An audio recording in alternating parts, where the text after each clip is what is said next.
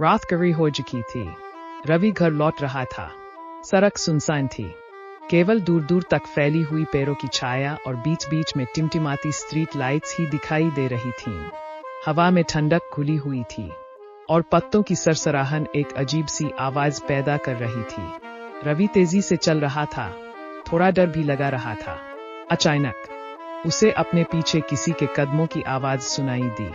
धड़कनें तेज हो गईं। उसने पीछे मुड़कर देखा, लेकिन वहां कोई नहीं था, केवल सन्नाटा और पेड़ों की छाया ही थी।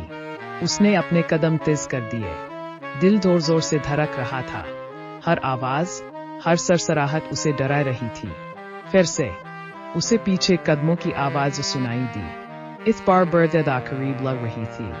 वह घबरा गया और दौड़ लगा दी। सांसें फूल रही थीं, पैरों में दर्द हो रहा था, लेकिन वह नहीं रुक रहा था। उसका मन डर से कांप रहा था। वह दौड़ता हुआ एक छोटे से चौराहे पर पहुंचा। वहां एक छोटी सी दुकान थी, जिसकी रोशनी बाहर तक फैल रही थी। रवि ने राहत की सांस ली और दुकान के पास जाकर खड़ा हो गया।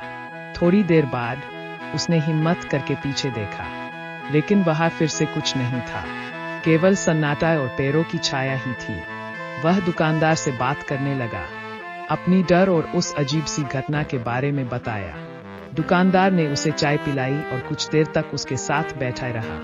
धीरे धीरे रवि को शांत महसूस होने लगा।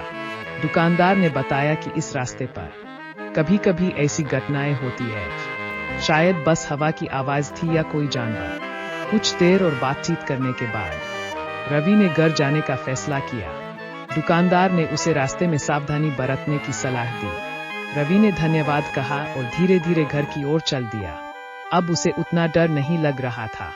उस घटना ने उसे डराया था, लेकिन साथ ही एक अजीब सी शांति भी दी थी। उसने सीखा था कि डर को समझना और उससे लड़ना जरूरी है।